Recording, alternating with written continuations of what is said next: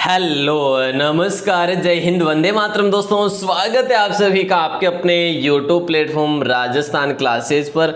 आइए दोस्तों PTT one रक्षक और पुलिस पटवार के लिए अपन साइंस का एक मॉडल पेपर पढ़ने जा रहे हैं। और दोस्तों साइंस के ये प्रश्न ही हमारे एग्जाम के लिए हमदर्द बन सकते हैं भैया, और यही क्वेश्चन एग्जाम को पार कराने वाले क्वेश्चन हो सकते हैं सामान्य विज्ञान के दोस्तों, है ना। तो आइए दोस्तों ये क्लास सुपर फास्ट करेंगे और बड़ा ही आनंद आएगा इस क्लास के माध्यम से आपको पढ़ने में और भैया इम्पोर्टेंसी देखने में, है ना। तो दोस्तों सुपर मॉडल पेपर होगा भैया, और दोस्तों सुबह 9 बजे क्लास होती है ये डेली, है ना, और रात को भी 9 बजे क्लास होती है। तो भैया दोनों क्लासेस अटेंड करने के लिए राजस्थान क्लासेस को सब्सक्राइब करना ना भूले, है ना। सब्सक्राइब जरूर करें, जो लाल कलर का बटन है ना सब्सक्राइब करके बेल प्रेस दबा दीजिएगा, जैसे कि आपको नोटिफिकेशन बराबर टाइम टू टाइम मिल सके, है ना। चलिए आइएगा, पहला क्वेश्चन आपके मोबाइल की स्क्रीन पे, चाहे आप अगर कंप्यूटर में देख रहे हैं तो भैया कंप्यूटर की स्क्रीन पे पहला क्वेश्चन। दोस्तों अंत तक बने रहिएगा, लास्ट तक जुड़े रहिएगा, बड़ा ही आनंद आने वाला है। देखिएगा इनमें से असुमिलित है, आविष्कार दे रखा है और आविष्कारक जो है ना वो दे रखे हैं भैया। एलईडी जो बल्ब है ना, सॉरी बल्ब नहीं एलईडी का पूछा जा रहा है, ठीक है। एलईडी का देखिए आविष्कारक निकोलो न्याक है। मशीन गन का मार्टिन कूपर दे रखा है। जेट इंजन का फ्रैंक व्हिटले दे रखा है। गैस इंजन का डेमलर दे रखा है। तो प्यारे साथियों ध्यान रखना, जो मशीन गन है ना, मशीन गन का मार्टिन कूपर नहीं है, तो बोले सर कौन है? जेम्स पक्कल है प्यारे साथियों। कौन है? जेम्स पक्कल है, ठीक है। तो एक तो ये क्वेश्चन आपका यहाँ पर बन गया। तो अच्छा सर ये मार्टिन कूपर भी सुना सा लग रहा है, क्या है ये? अरे भैया आपके हाथ में जो मोबाइल है ना, मोबाइल फ़ोन का आविष्कारक यही तो है, मोबाइल फ़ोन का आविष्कार है ना। तो मार्टिन कूपर मोबाइल का आविष्कारक है, और एलईडी का निकोलो न्याक है, जेट इंजन का फ्रैंक व्हिटले, गैस इंजन का डेमलर, मशीन गन का जेम्स पक्कल है भैया।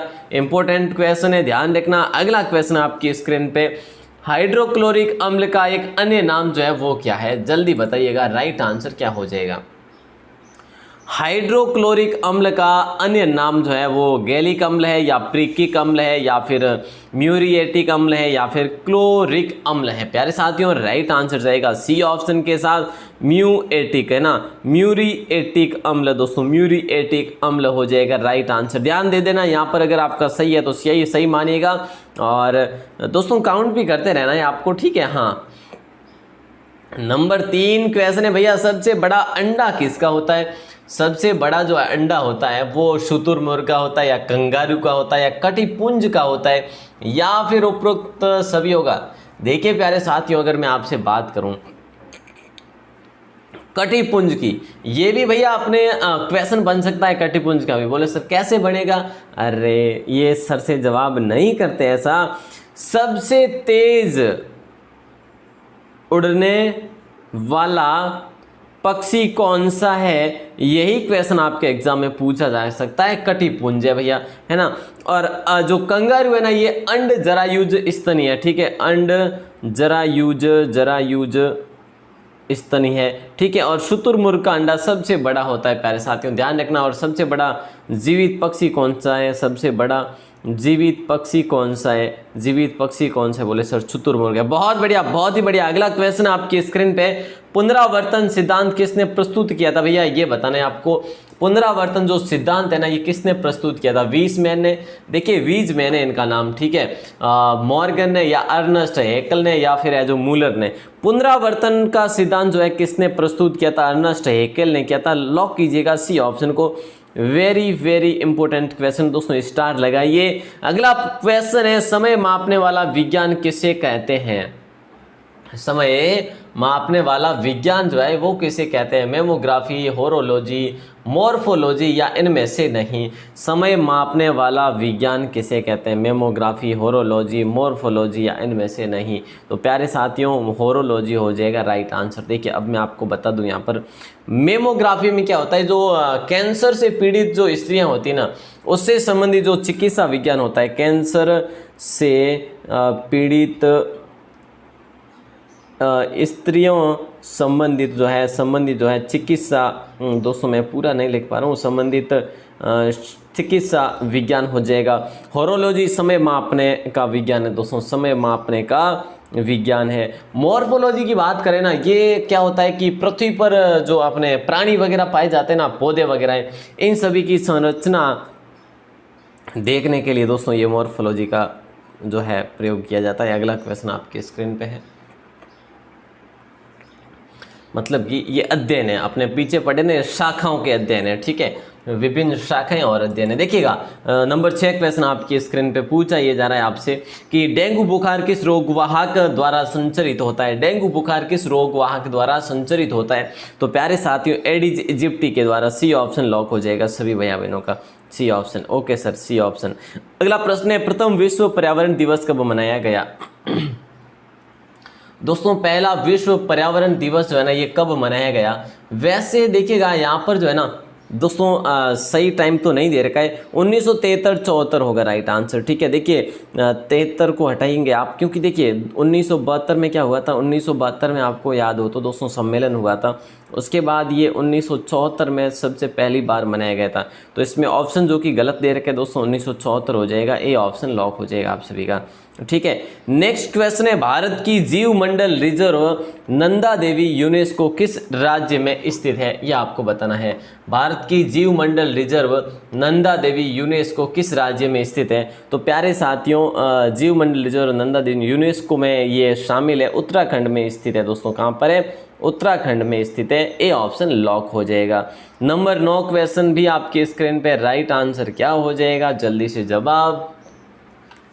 हिप्नोलॉजी देखिए नींद का अध्ययन होता है, बिल्कुल सर होता है। असुमिलित दे रखा है ना, तो कौन सा होगा? देखिए फाइकोलॉजी शैवालों का अध्ययन होता है भैया, बिल्कुल होता है।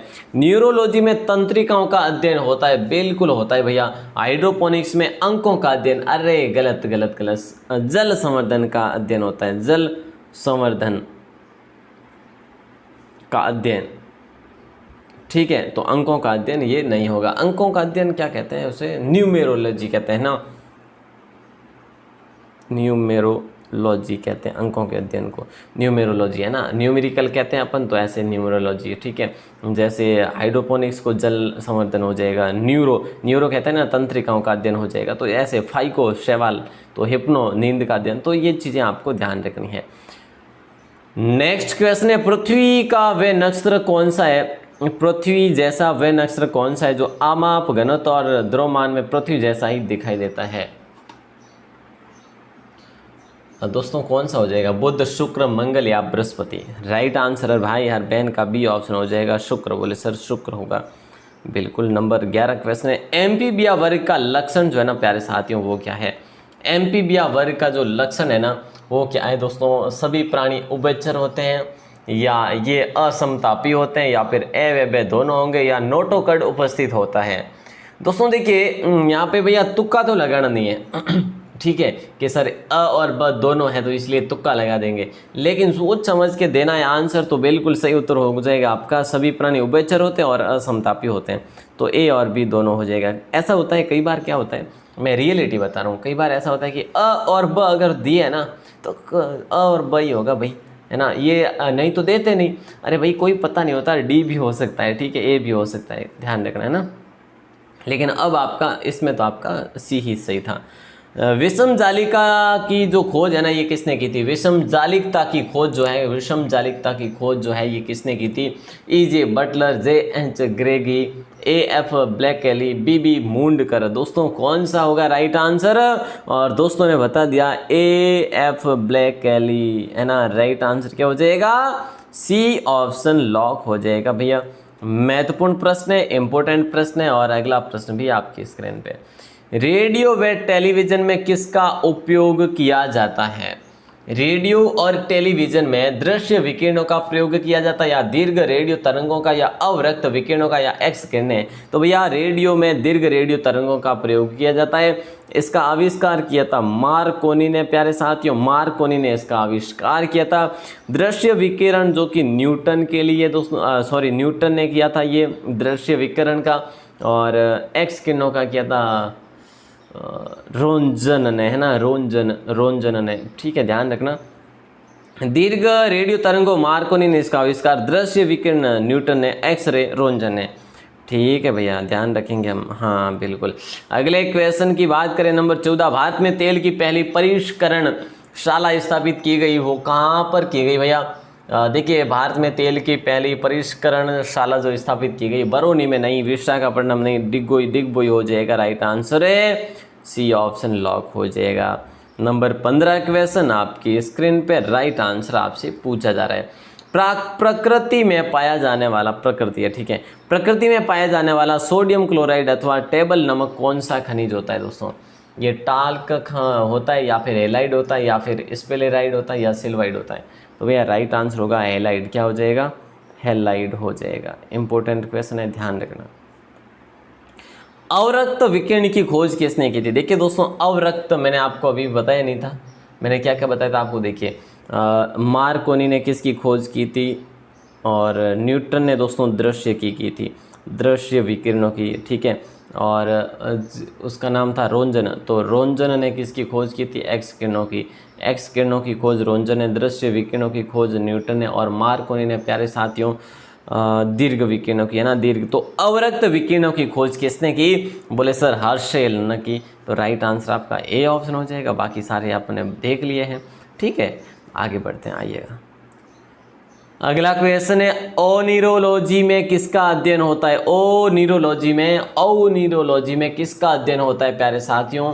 देखिएगा, मनुष्य के सौंदर्य का अध्ययन होता है, या स्वप्न का अध्ययन होता है, या फिर जीवन की उत्पत्ति का अध्ययन, या फिर इनमें से कोई नहीं। अरे प्यारे साथियों, मनुष्य के सौंदर्य का अध्ययन किसमें होता है पता है आपको?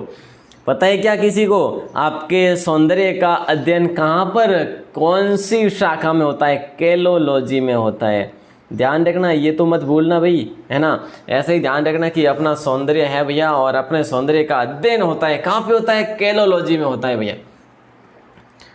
ये ओनिरोलॉजी स्वप्न का अध्ययन होता है दोस्तों, ओनिरोलॉजी। बी ऑप्शन लॉक हो जाएगा आपका, ठीक है। हाँ, निम्न में से कौन सी गैस रंगीन होती है भैया? इनमें से कौन सी गैस जो है रंगीन होती है? ऑक्सीजन नहीं होती, नाइट्रोजन नहीं होती, हाइड्रोजन नहीं होती, जन तो होती नहीं है। क्लोरीन को लॉक करेंगे भैया, क्लोरीन हो जाएगा।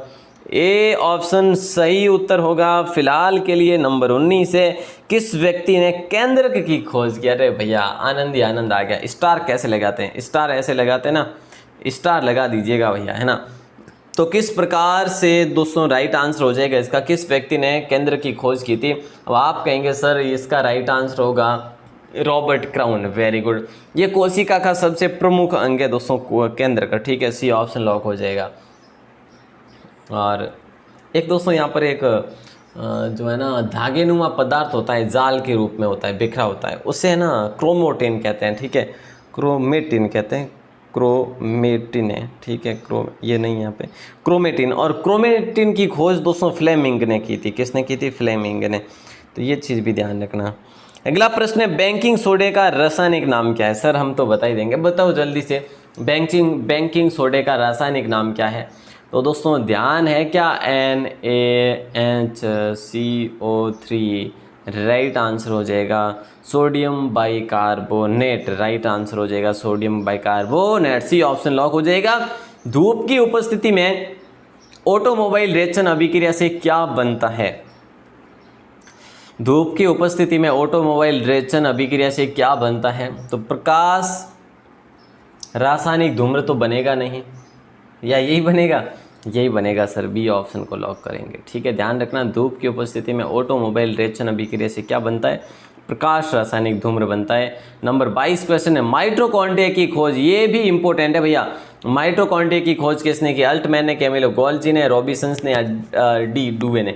देखिए यहाँ पे राइट आंसर आपका हो जाएगा ए ऑप्शन। कब की थी? 1886 में की थी। अल्टमैन ने की थी 1886 में, और इस माइटोकॉन्ड्रिया का नाम दिया था बेंडा ने।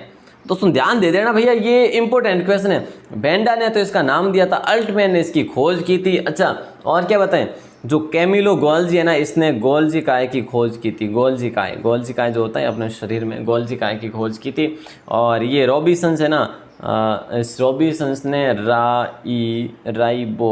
राइबोसोम की खोज की थी। और डी डुवे ने तो लाइसोसोम की खोज की थी। तो ये सारे के सारे इसी स्क्रीन पर आपके आ गए। तो भैया lysosome D डुवे, Robinsons ribosome, lysosome है डी डुवे, रॉबिन्सन्स राइबोसोम, ठीक है, कैमिलो गोल्जी गोल्जी को, और अल्टमैन माइटोकॉन्ड्रिया। ठीक है, ध्यान दियो सर। अगला प्रश्न आपकी स्क्रीन पे, सीमेंट व स्टोन मजदूरों को क्या होने की संभावना रहती है? बता दीजिएगा राइट आंसर क्या होगा। सीमेंट और मजदूरों को, सीमेंट और स्टोन के मजदूरों को क्या होने की, मतलब कौन सी बीमारी होने की संभावना रहती है? तो आप सभी को पता है कि भाई सिलिकोसिस होता है वो, ठीक है, और जिससे कि फेफड़े बिल्कुल कमज़ोर और ये बड़ा घातक होता है भैया। डी ऑप्शन लॉक हो जाएगा। लगभग जो है कि टीबी की तरह ही होता है। तो डी ऑप्शन आप सभी का राइट आंसर हो जाएगा। रक्त परिसंचरण की खोज किसने की थी, ये आपको बताना है, जल्दी बताइए। देखिए, रक्त परिसंचरण की खोज जो है ये किसने की थी? तो राइट आंसर आप सबका विलियम हार्मे होगा। या देखिए दोस्तों, रक्त परिसंचरण की खोज 1600 और नहीं, हाँ, हार्मे ने 1628 में की। ठीक है, इंपॉर्टेंट क्वेश्चन है, अच्छा भी है, ध्यान रखना। और ये जो रक्त परिसंचरण जो है ना, आपको पता है 4 भाग होते हैं इसके। क्या होते हैं? 4 भाग होते हैं। एक तो हृदय होता है, एक धमनियाँ होती है दोस्तों, धमनियाँ, तीसरा शिराएँ, ठीक है, और चौथा जो होता है रुधिर। ठीक है, तो ये चीज़ें आपको ध्यान रखनी है। अगला प्रश्न है, सूर्य में ऊष्मा और प्रकाश किसके द्वारा उत्पन्न होते हैं? सूर्य में ऊष्मा और प्रकाश जो है ना, किसके द्वारा उत्पन्न होते हैं? रासायनिक अभिक्रिया, न्यूक्लियर अभिक्रिया, आयनीय अभिक्रिया या जैविक अभिक्रिया? तो प्यारे साथियों, राइट आंसर जाएगा बी ऑप्शन, न्यूक्लियर अभिक्रिया हो जाएगा। बी ऑप्शन लॉक हो जाएगा, न्यूक्लियर अभिक्रिया। ठीक है, अच्छा क्वेश्चन है।